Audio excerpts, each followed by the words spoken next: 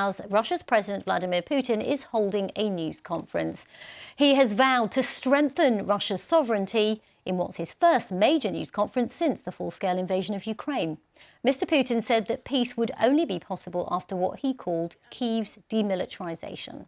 Now, that press conference, which is being carried live on all main Russian television channels, as you can see there, comes as EU leaders are meeting in Brussels to discuss further funding for Ukraine. And you can see there, someone from the public is asking a question of President Putin. As you can see there, she's in her home. We will be going to that live in a second. But when President Putin was asked about normalising relations with Europe, he said that he was open to the idea, but that, and I quote, "It's not up to us, it's not up to us. We didn't ruin relations. They did that. They've always tried to push us back."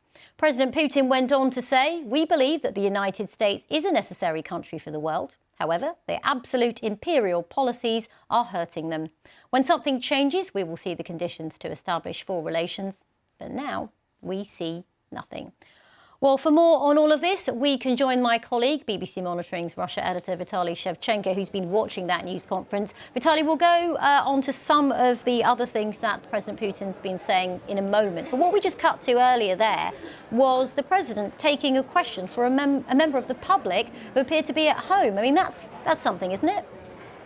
Well, it might be unusual for leaders outside of Russia, but this is what Vladimir Putin has been doing for more than 20 years.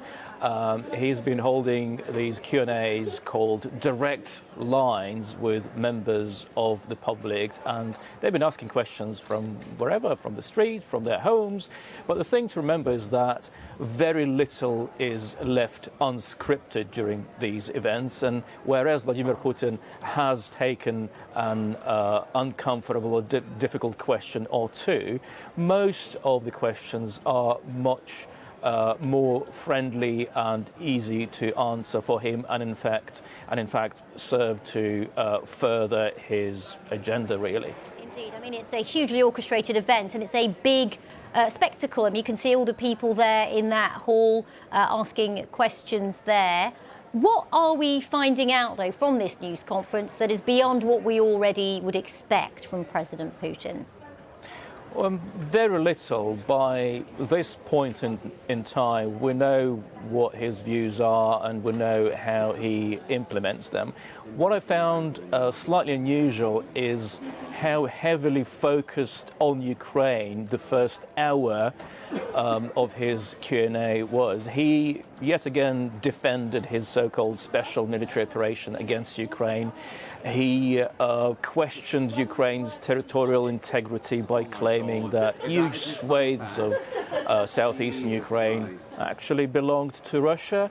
He questioned Ukraine's very identity by saying that Ukrainians and Russians are one people, and Russian-speaking Ukrainians, they actually support Russia, i.e. his policies.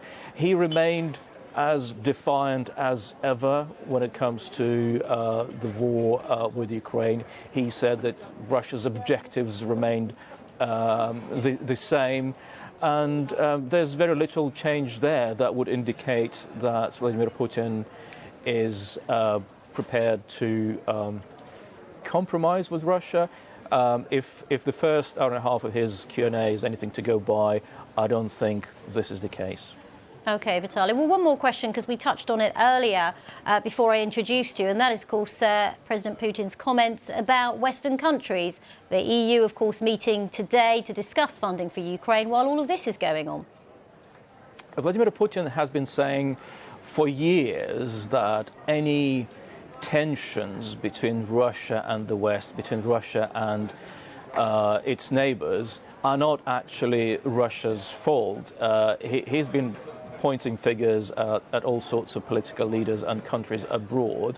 And all this time, he's been saying that Russia is prepared to talk to them. Russia is prepared to try and improve relations with them. But this will only happen once their behavior improves, and this realistically will only happen if any talking happens strictly on Russia's terms.